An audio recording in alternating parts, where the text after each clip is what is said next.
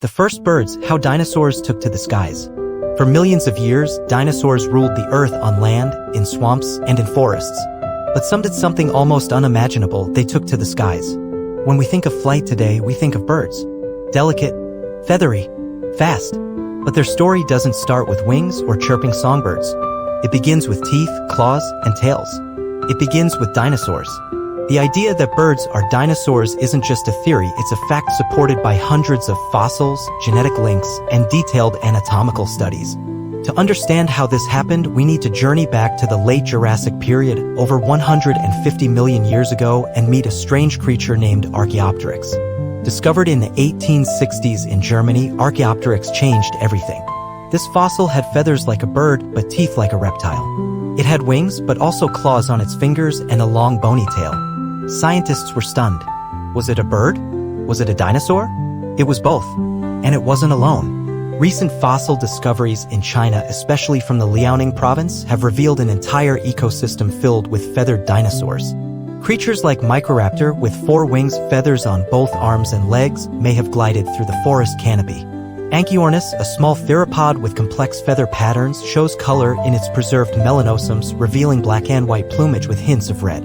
These weren't birds pretending to be dinosaurs, they were dinosaurs experimenting with the earliest forms of flight. But how did feathers evolve in the first place? After all, feathers aren't just for flying. In fact, early feathers were likely used for insulation, helping small warm-blooded dinosaurs regulate their body temperature. Some may have also served as display structures to attract mates, intimidate rivals, or recognize others in their species. Over time, feathers became more aerodynamic, more structured, and more specialized. Flight didn't happen in a single leap. It evolved gradually, from simple downy fuzz to asymmetrical flight feathers. From leaping and gliding to powered flapping. Every feature of modern birds, their hollow bones, their wishbones, furculae, their keeled sternums, even their air sacs, can be traced back to their dinosaur ancestors. But who were those ancestors? The answer lies with the theropods, a group of bipedal, mostly carnivorous dinosaurs that includes T-Rex and Velociraptor. And it's Velociraptor that might surprise you most. Forget the scaly monsters from movies. Real velociraptors were feathered, sleek, and likely used their feathers not for flight, but for display and heat regulation. Fossils even show quillnobs, attachment points for feathers on their forearms. As these dinosaurs became smaller, lighter, and more specialized, some eventually crossed the threshold into what we now define as true birds.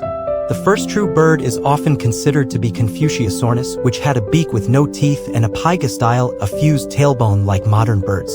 It lived about 125 million years ago. Over millions of years, birds adapted to a wide range of ecological niches. Some became fast flyers.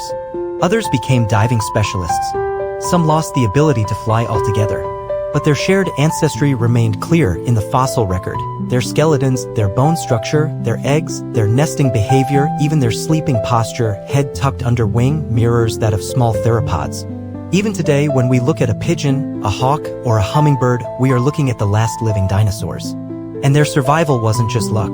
Birds evolved to be adaptable, lightweight, and efficient. When the mass extinction hit 66 million years ago, many larger species were wiped out. But the smaller, flying, seed-eating birds survived. They had the advantage of flight, mobility, and the ability to find food in a devastated world. The same extinction that ended the reign of giants made way for the legacy of the air. It's humbling to realize that birds are not just distant cousins of dinosaurs. They are dinosaurs, just a specialized, feathered lineage that took evolution in an entirely new direction. The sparrow outside your window? It's more closely related to Velociraptor than to any living reptile. The flamingo, the owl, the penguin, all descendants of ancient creatures that once hunted, ran, leapt, and soared across a changing world. In the end, dinosaurs didn't all go extinct. Some grew wings. Some shrank down. Some adapted. Some learned to fly.